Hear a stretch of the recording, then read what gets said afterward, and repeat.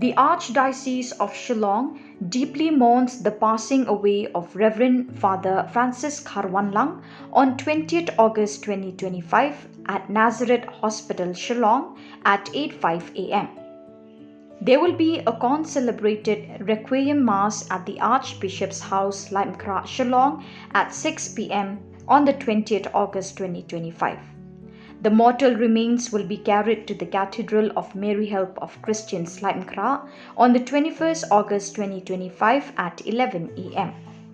The funeral mass will be celebrated on the 21st August 2025 at 2 p.m. at the Cathedral of Mary Help of Christians, Limekra, Shillong.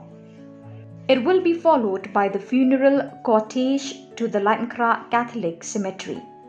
All religious, priests, faithful and his friends are invited to attend the service and pray for the repose of his soul. May his soul rest in the peace of Christ.